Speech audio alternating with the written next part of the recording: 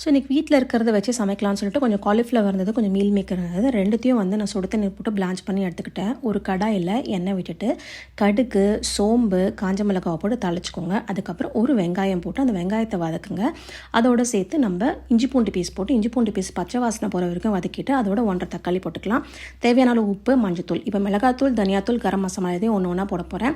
First 1 spoon மிளகாத்தூள், அதுக்கப்புறம் 1 spoon தனியாத்தூள், அதுக்கப்புறம் 1/2 ஸ்பூன் கரம் மசாலா போட்டால் போதும். இது எல்லாத்தையும் சேர்த்து நல்லா வதக்குங்க பச்சை வாசனை போகிற வரைக்கும். வாசனை போனதுக்கப்புறமா நம்ம இதில் மீல் மேக்கர் ஆட் பண்ணிக்கலாம். ஃபஸ்ட்டு மீல் மேக்கர் ஆட் பண்ணி நல்லா அதை வந்து ஃப்ரை பண்ணணும். ஏன்னா அப்போ தான் அதில் மசாலா வந்து இறங்கும். மீல் மேக்கர் நல்லா கலர்னதுக்கப்புறமா அதோடு சேர்த்து நம்ம காலிஃப்ளவர் ஆட் பண்ணிக்கலாம். காலிஃப்ளவரையும் சேர்த்து அதை நம்ம நல்லா கலரலாம். கலரிட்டு இது கொஞ்சம் நேரம் வந்து வதங்கணும். அந்த எண்ணெயிலேயே வதங்கினதுக்கப்புறமா ஒரு 1/2 டம்ளர் தண்ணி ஊற்றிங்கன்னா போதும். 1/2 டம்ளர் தண்ணி ஊற்றிட்டு மூடி வச்சுட்டு சிம்மில் வச்சுருங்க. சிம்மில் வச்சு 10 நிமிஷம் விட்டுருங்க. விட்டுட்டிங்கன்னா அது நல்லா குக் ஆகும்.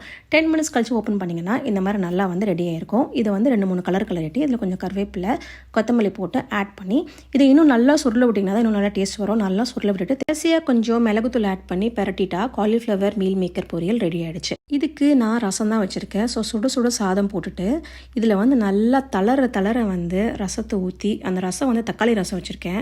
ஸோ நல்லா தளர ரசம் ஊற்றி இந்த காலிஃப்ளவர் மீல் மேக்கர் பொரியலை வச்சு அந்த சுட ரசத்தில் அதை பெரட்டி இந்த காலிஃப்ளவர் எடுத்து அதில் வச்சு சாப்பிட்டீங்கன்னு வச்சுக்கோங்க, ரொம்ப ரொம்ப ரொம்ப ரொம்ப டேஸ்ட்டாக இருக்கும்.